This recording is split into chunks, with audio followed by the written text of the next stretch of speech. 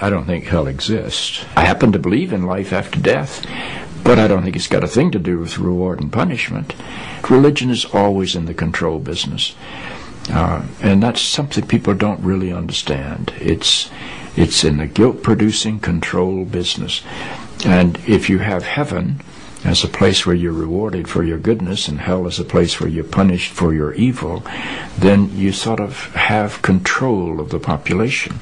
And so they create this fiery place, which has quite literally scared the hell out of a lot of people throughout Christian history. Mm-hmm. And it's part of a control tactic. But wait a minute, you're saying that hell, the idea of a place under the earth or somewhere where you're tormented for an eternity, is actually an invention of the church? I think the church fired its furnaces hotter than anybody else.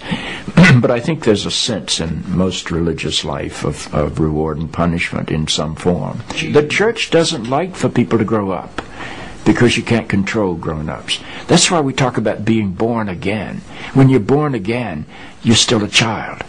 The people don't need to be born again. They need to grow up. They need to accept their responsibility for themselves and the world. What do you make of the theology, which is quite prominent these days in America, which is that there is one guaranteed way not to go to hell, and that is to accept Jesus as your personal Savior? Yeah, I grew up in that tradition. Every church I know claims that we are the true church, and they have some ultimate authority. We have the infallible Pope, we have the inerrant Bible. The idea that the truth of God can be bound in any human system, by any human creed, by any human book, is almost beyond imagination for me. I mean, God is not a Christian. God is not a Jew or a Muslim or a Hindu or a Buddhist. All of those are human systems which human beings have created to try to help us walk into the mystery of God. I honor my tradition. I walk through my tradition.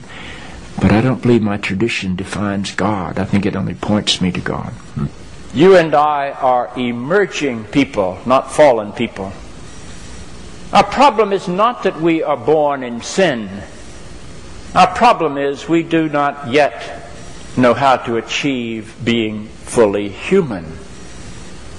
The function of the Christ is not to rescue the sinners, but to empower you and to call you to be more deeply and fully human than you've ever realized there was the potential within you to be. Maybe salvation needs to be conveyed in terms of enhancing your humanity rather than rescuing you from it. Life is a startling and wondrous experience. And eventually I think we're going to discover that God is unfolding through the life of our consciousness and our self-consciousness and is not a parent figure up in the sky.